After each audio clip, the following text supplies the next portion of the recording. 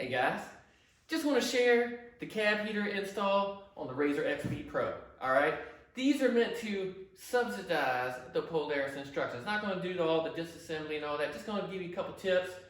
And let me tell you something, this cab heater, well worth it. We just got back from riding through the snow and we had to turn the heater down about half the time. Alright, she was pumping like 140 degrees through the vents.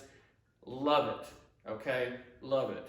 Alright, so part one, we're going to do the vent install, the demist, the floor vents, and then part two is going to be the coolant hoses, connecting them, and the final part is going to be the wires, fit and finish. Alright? Thanks. Alright guys, just doing this heater install for the babies so they don't freeze to death. Let me just show you a couple things here just to subsidize the instructions. You can see here, got the heater in. This is what it looks like. You're gonna put your heater control valve like that hooked up to the duct going up. You can see you make sure that you put the main wiring harness there on the left side. All right, little part where the instructions are, you know, players can't do everything, man. You know, they invent this awesome machine, we gotta help them out. The bolts are actually the other direction, where they were anyways on mine.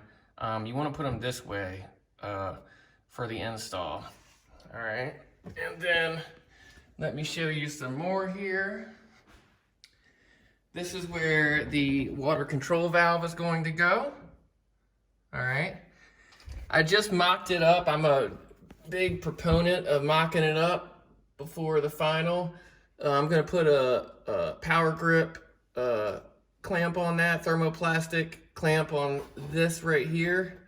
These types of hose clamps that come with the Polaris kit are high quality.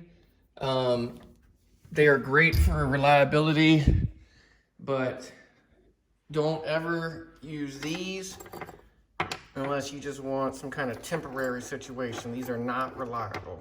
I do not believe in worm clamps. All right, that's Master ASE right there. And then this is where you're gonna end up cutting a hole for that duct that goes to the the air control valve. And then that interfaces with this. You can see this is what we're going to end up with right here. Okay. And which interfaces with this. You see that? Now, there's a thing that I like to call tolerance creep. There's a little bit of slop in everything, as you know, and that's why I'm a big believer in mocking up. So I would drill these holes first when you do your sticker templates.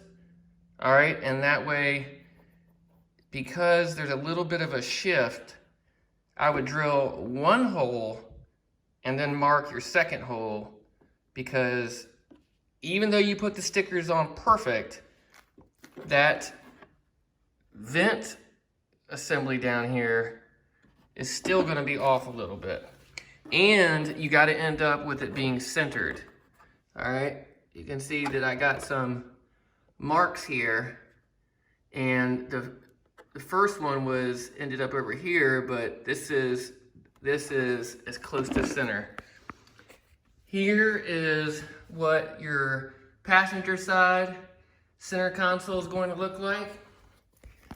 All right, I did not drill this hole yet because of the whole thing. I think this sticker is perfect, close as I could get it, but I am concerned that with a little bit of slop and everything, I'm going to drill this hole and it's not going to match. This is what it looks like on the back side here. Excuse me while I flip it around. I hope that helps. You take a little bit off here, and the reason is because that will hit the heater box when you put this back on. But you can see that you do not take it off where the push rivets go, or you're not going to have anything for them to bite into. And then this is what I advise when you do this. All right, again, I'm just trying to subsidize Polaris' instructions. Drill these ones first. Get this perfectly flush. And then as you're pushing the plate down, drill these and walk it down. Do not drill them all, or it will not end up looking this pretty. All right. And then this side. This side is easy compared to the other side.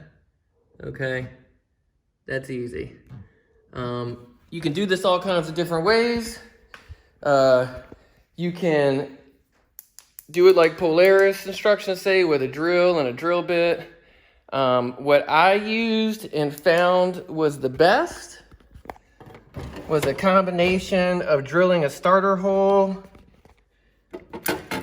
using this pneumatic reciprocating saw.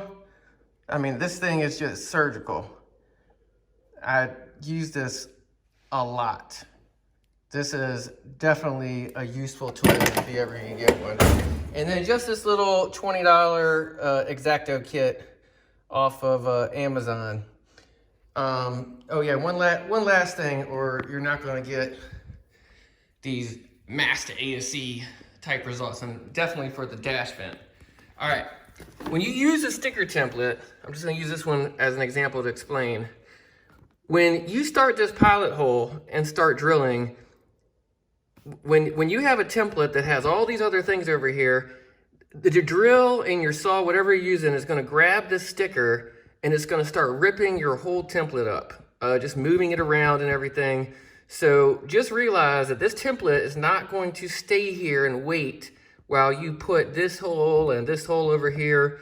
So there's a couple ways you can keep the template nice. You can mark, little, you can put little, do it like a punch and put a hole there. I take the X-Acto knife and then cut it out, because the outline is not going to stay there as I work on this. If there was a hole to cut like this, and then you drill the first hole, as I'm drilling other holes, let's say I'm gonna use a whole bunch of drills around a big hole, that template is not gonna stay there. The drill bit is gonna start ripping the whole template up. And so if you take an X-Acto knife and trace the outline, you can remove the middle sticker, and then you'll have a perfect template the whole time while you're working on it. All right? Y'all stay safe.